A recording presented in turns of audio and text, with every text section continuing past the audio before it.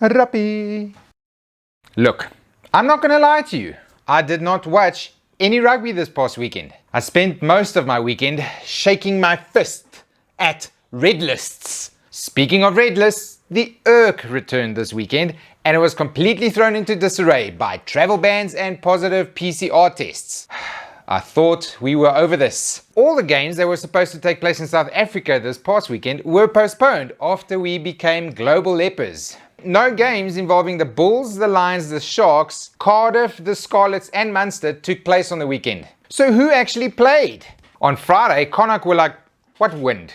What rain? And ran the ball like it was a sunny afternoon game. The Ospreys did not cope at all. Seems like Connacht has a lot more depth than the Ospreys and that they play a lot more keep away with wet bars of soap. First game on Saturday, Bennetton versus Glasgow. And the Italians managed to kick a late penalty and beat a pretty loaded Glasgow side. This is the match I'm most sad I missed. Bennetton just keeps delivering the hits. Also, now that the URC is at risk from the Ronas, Rainbow Cup Season 2 is on. And Bennetton are the defending champs. Let's go! Next up, the Dragons hosted Edinburgh and were trounced in their own backyard. And no one realizes that Edinburgh has just 4D chased everyone in this competition. They were like the Jaguares. They played in the Super Rugby final.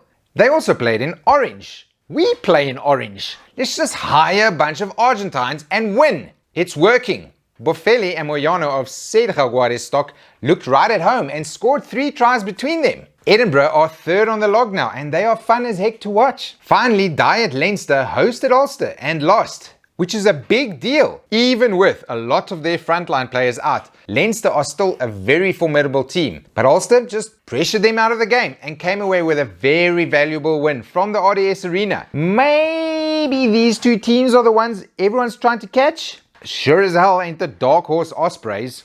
What was I thinking? Unfortunately, once again, this competition is in dire straits, thanks to COVID. Hopefully all the travel bans can be lifted soon.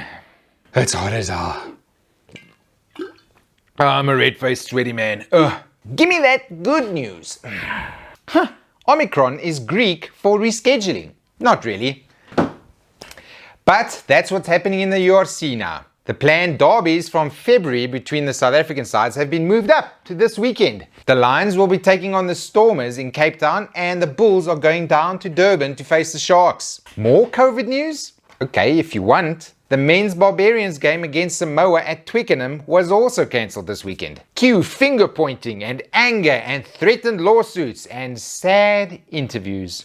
Silver linings, the women's Barbars game got moved into the men's slot and we got to see them smash the heck out of a very green Springbok women's side. I knew this would happen, but it was very nice to see the women's Springbok team touring Europe. I dream of a day where every rugby championship match is a double header with a women's and a men's game on the same day. That would be awesome. And finally, a certain Mr. Vermeulen has been spotted in Belfast. He's set to join Ulster in a quite massive signing. And after what they did to Leinster this past weekend, he's going to make them even stronger. Hopefully we get to see him play in SA later on in the competition.